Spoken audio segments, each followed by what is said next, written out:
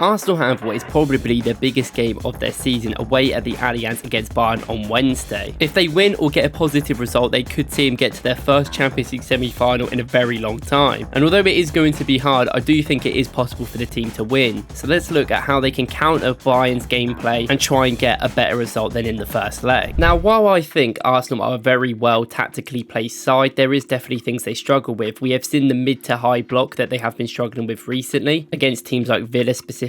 And they also sometimes struggle with quick transitions of other teams. Arsenal went back to their tried and tested 4-2-4 build-up setup. This was in order to try and get the main presses for Bayern, who were Kane and Musiala the furthest forward, out of the play so they could play around them having more players. And then when they had pushed the Bayern team a little bit further back and Arsenal had a bit more control of the ball, they formed a 3-2 shape with the two midfielders being Odegaard and Jorginho creating the double pivot, while people like Rice and Saka actually dropped between the line, tucking inside. Now, this was quite a fluid setup, and with the movement of the players, it actually helped Arsenal get two good triangles on either side. Obviously, on the right side, it was Odegaard, White and Saka, and on the left side, it was Rice, Kivior and Martinelli. Now, Arsenal wanted to get the most technical players closer to the Bayern Munich goal, so they had Odegaard and Declan Rice kind of position themselves forward, but occasionally one of them would definitely come back to help the double pivot with Jorginho, just so they could actually get the ball up. With these great technical players, they did this because they are very press resistant. Odegaard and Declan Rice can have a few players on them and still keep the ball and be able to pass it off or keep it. And this meant Arsenal still wanted their five going forward, so they actually went more into that other system, and Kivior and Ben White would position themselves in the front five. Now, despite this obviously working because Arsenal did get the players forward, this does not exactly work the best, because obviously Kivior and Ben White aren't the best at going forward and taking chances like you would see with Odegaard and Declan Rice. And because Odegaard is better in that deeper role than Declan Rice at going through players and running with the ball up to try and create chances in a more sustainable way, and it helps with the sides, it also meant that we would see White go up a lot more than Kivior also as well, because White is a better attacker than Kivior on the other side. This meant there was always a lot of space for the left side with Martinelli and Declan Rice, but they didn't really pick up the ball as much as you would want. And this combined on the right side where Havertz would come over and help some of the progression. This meant that they could get free and often have one man over. They'd have to work really well because they often had a player on Saka, but sometimes he got free, and that's how we scored our first goal. Now, this worked because Arsenal had sustained possession, but Bayern defended very deeply with a 5-3-2 with both of Sane and Gnabry tucking in to sort of track the wingers. This meant they didn't really mind if their initial press was bypassed, and they were prepared to defend deep and remain resilient, and this is what they did in the game. However, they were also very brave when they had the ball, and when they pushed out and built up from their goalkeeper, they did the thing where both their centre-backs would split very wide of each other, making it a lot of ground to cover for Odegaard and Havertz. They also didn't mind Arsenal having a man-to-man marking on them in very deep in their half. Attracted Arsenal's press in by playing over their initial lines to pressure, and this is how they kept getting space in midfield and running with it. And Arsenal did really well in this game to sort of keep Bayern back for a lot of the times, and they went from defending in their own box to applying pressure in a full-blown man-to-man press, and they were very fluid in their movements, and it was difficult for Bayern to keep up, especially in the first half. And with Bayern Munich not having the best passers in their defence, such as Dyer, Lima, Goretzka and De Ligt, Arsenal subsequently had control of the game in the whole time. However, that's not a guarantee to win games, especially in the Champions League level. Arsenal were very good, but they were so nervy at the back, and when Raya made the mistake and caused some uncertainty with Gabriel, that saw him make an error which caused the team not to be in the right positions, and Bayern to capitulate on that by ruthlessly pushing Arsenal, and they punished Arsenal when Arsenal made key mistakes in defence. And no matter how much control Arsenal had, the Champions League is a very different game. People are world class, they will just score easy goals that make no sense or just come out of nowhere, and that's what Bayern did. They capitulated on the mistakes that Arsenal made and took them very well. Now, Arsenal did improve in the second half in this game because they realised Bayern weren't really pressing very intently, and that's why Zinchenko came on so he could have a lot more time on the ball, and it worked to a certain extent. They scored a really good goal with great play by Gabriel Jesus, and one of the big issues for Arsenal is they're not reliable in the final third. They're brilliant all around the pitch, but they just don't seem to score reliable goals. Trossard came on, who's arguably the best finisher at the club, and he'd finish off a really good chance to make it 2-2. This game showed that Arsenal have the control to dominate European giants, but they do not have the clinicalness of going forward and that superstar finisher to actually get them through games, and sometimes that is key for the Champions League especially. Now, this game could go in a lot of different ways. I don't expect Arsenal to have as much control as they had at home, but I still expect them to try to have some. But because Arsenal aren't elite in the final third, they're going to have to take their chances in this game because they won't get as much as they did in the first leg. Now, they need everyone working together, so bringing in wingers that are going to be high defensive calibers, such as people like maybe Jesus Jesus or Trossard to come back and help the defense, and Havertz playing a lot deeper is going to be very helpful. A lot of the time as well, they're probably going to have to build up by kicking the ball naturally quite far over the team, so they're going to need big physical players in there. I think Tomiyasu and Havertz need to be in their duels and getting a lot of header-ons. The most important thing is Arsenal need players that are going to be clinical on the break, and now this is something that Arsenal don't necessarily have in their club, but they have players that can give them some idea of helping. Trossard, Martinelli, these players are very good being the furthest one forward and being that person you can just boot the ball out to, who can even hold it up or try and create something by themselves. And I think personally Martinelli will play in this game and will be that option. He needs to be probably the furthest one away from the defence, and then you can have Havertz cover his side defensively, tracking the wingers. And I believe Arsenal do have more quality than Bayern Munich, especially in their defence comparably to our attack. I would love to see us do something like we did against Man City, but a little bit more confident. We need to limit the transitions that Bayern Munich have, because that is probably where they're most deadly. If they have sustained possession, they do like crossing the ball in and working it around the box. If they score a long shot, then there's nothing you can really do about that, but that's not necessarily likely to happen, and I really expect us to defend together and as a full unit, hopefully breaking out as well. I do think the pace of people like Martinelli could be real crucial against people like Dyer and De Ligt, who aren't that quick. And I know our system is quite fluid and we get to the 5 up front, but I think we're going to have to be a little bit more cautious in the second leg. We're going to need Rice back, Jorginho back, and Odegaard back with Havertz. I think they need to be a lot closer together and be prepared, because we got into loads of situations in the first leg when Odegaard lost the ball, Jorginho did, that we just didn't have the players to catch up to them. It was 4 or 5 Bayern Munich players pretty much against our 2 midfielders, which is obviously not great. And maybe Rice needs to also cover the Goretzka run as well. And if Arsenal do get sustained possession, if Bayern Munich aren't going to press as intensely as we expected them to, if they're going to do the same thing that they did in the first leg, then we need to keep the ball and take our time. I think we panic too much in these situations. I know it's a new experience for a lot of our players who are very young, but they need to calm down, and we need to just realise that the game is a long game and we've got time, unless obviously it's near the end. And that's the main thing. Not only that, I think we need to be a little bit more cautious, and there's obviously some tactical changes which I've spoken about, but I think Arsenal's patience needs to be better, and I think their calmness needs to be. We need to have a lot of calm heads back there. That's why I'd love to see Tomiyasu back in the game. But no matter what happens, I think Arsenal's players will learn a lot from this game. Realistically, if we get to the semi-final, that'd be an amazing achievement, but getting to the quarters is also a decent achievement. I think we could have beat Bayern. I still think we can, but we need to be deadly with their transitional plays, and this also shows that Arsenal definitely need to buy a transition merchant for their own success next season, someone that can also fit in with the system but also be deadly on the counter-attack. Let me know what you guys think Arsenal should do in this game, and let me know who do you think should play. I'm really considering maybe not having Jorginho in the team, but I'm not really sure if Partey is ready, and I'm not sure if that would work without a double pivot in there. So let me know what you think about that, and who else you think you should play, maybe Trossard or Jesus. If you like this video, please go and watch any of my other videos, and if not, I'll see you in the next one. Thank you.